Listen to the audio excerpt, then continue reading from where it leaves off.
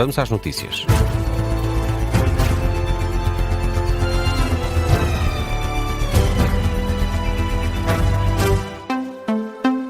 Jornal das Duas com Miguel Viterbo Dias. Miguel, começamos este jornal com o trabalho social obrigatório, que é um dos pontos que está a dificultar um acordo entre o PS e o PSD no que toca a essa prestação social única.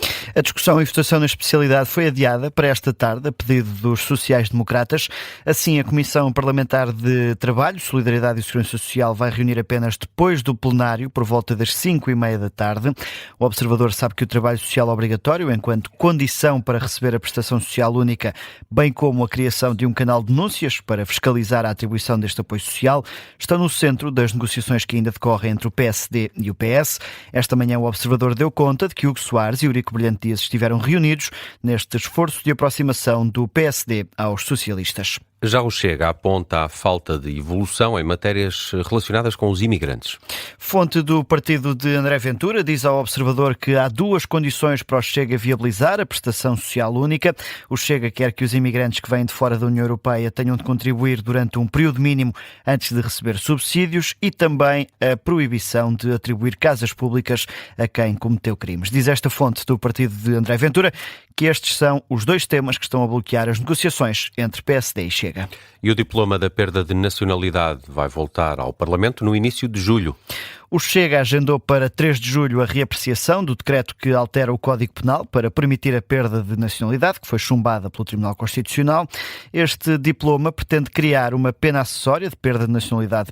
Foi aprovado pelo PSD, Chega e Iniciativa Liberal, mas em maio os juízes do Palácio Raton declararam esta proposta inconstitucional. Apesar da insistência do Chega, o PSD e a Iniciativa Liberal já se demarcaram deste confronto político com o Tribunal, que agora tem já uma outra composição. Também na sessão de 3 de julho vai ser novamente votado o nome de Luísa Neto como provedora da Justiça, depois de ter falhado a primeira eleição por apenas 7 votos. As contas públicas arrancaram um ano com um ligeiro déficit. De 0,7% no primeiro trimestre do ano, é o que revela o Instituto Nacional de Estatística. Com as tempestades no início do ano e a guerra no Médio Oriente, Portugal não conseguiu manter as contas públicas acima da linha de água. São assim 510 milhões de euros de déficit, com a despesa total a subir perto de 8%, acima dos 6% das receitas. Ora, depois do excedente de 0,7% no ano passado, o Governo ainda aponta a ter um saldo nulo este ano, mas o Ministro das Finanças, Joaquim Miranda Sarmento, até já admitiu poder fechar 2026 com um ligeiro déficit. O presidente da Comissão Nacional de Acompanhamento do PRR diz que é preciso mobilizar dinheiro do Orçamento do Estado para acabar as obras a tempo.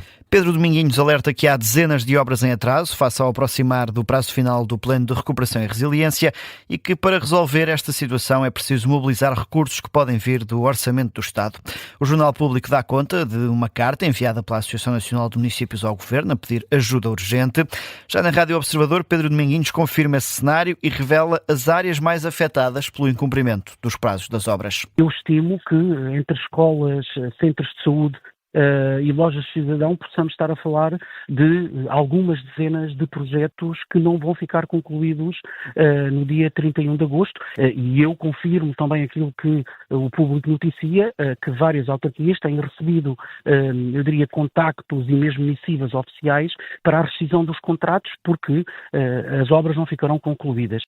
Com o prazo para a conclusão do Plano de Recuperação e Resiliência a aproximar-se do fim, todo o dinheiro dos projetos que não ficarem concluídos até ao final de agosto vai ter de ser devolvido e as câmaras municipais arriscam-se também a ser penalizadas.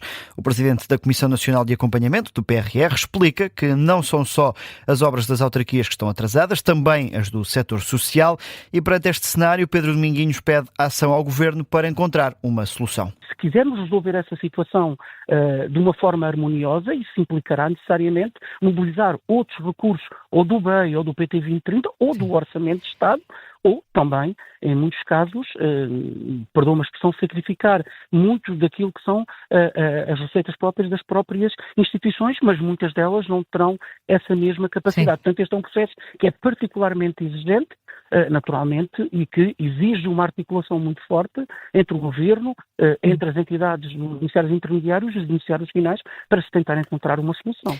Pedro Dominguinhos à Rádio Observador, face à preocupação dos autarcas sobre o plano de execução das obras do Plano de Recuperação e Resiliência, o gabinete do Primeiro-Ministro remeteu para o Ministro da Economia. Ao Jornal Público, Manuel Castro Almeida apela aos autarcas para que executem o máximo possível do PRR até ao fim de agosto.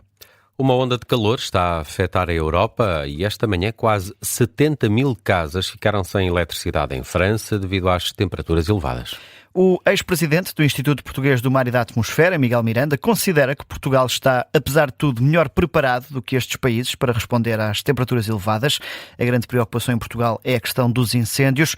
De resto, sublinha Miguel Miranda que a situação é anormal para esta época do ano, mas considera que o país está mais habituado a estes fenómenos do que França. Eu diria que estes países são menos preparados que Portugal para estas situações de ondas de calor. Aliás, o que se passa, se ler a imprensa internacional, é que realmente os países do centro e norte da Europa têm muito poucos sistemas de arrefecimento instalados, mesmo em zonas importantes como hospitais ou escolas, e, portanto, a única medida que conseguem tomar é encerrar escolas, por exemplo. Nós, apesar de tudo, como temos tido uma tradição de uma meteorologia mais quente, estamos mais, de certa forma, preparados para isso. Quando eu digo que o risco para nós tem sido muito grande, era o risco dos fogos florestais. Os incêndios são o que deve preocupar mais os portugueses, diz o antigo presidente do Instituto Português do Mar e da Atmosfera, Miguel Miranda, à Rádio Observador. E a esta hora, Miguel, que outras notícias estão em destaque? O Governo prolongou até ao final de agosto o prazo para a utilização do Cheque Livre, um programa de apoio à leitura que arrancou em janeiro e emitiu 40 mil vouchers, alargando assim a medida por mais 9 semanas. Este Cheque Livre destina-se a jovens residentes em Portugal, nascidos entre 2007 e 2008, e atribui um voucher de 30 euros para a aquisição de livros em livrarias. A data final deste programa estava prevista a 30 de junho, foi agora prolongada até ao dia 31 de agosto. A Rússia afirma que a situação na frente de combate está a agravar-se para Kiev. O porta-voz da presidência russa declara que em breve a situação vai tornar-se irreversível. Sublinha ainda Dmitry Peskov que as forças armadas da Rússia estão a avançar por toda a frente e, por causa disso, a Ucrânia vai respondendo como pode contra as infraestruturas críticas da Rússia.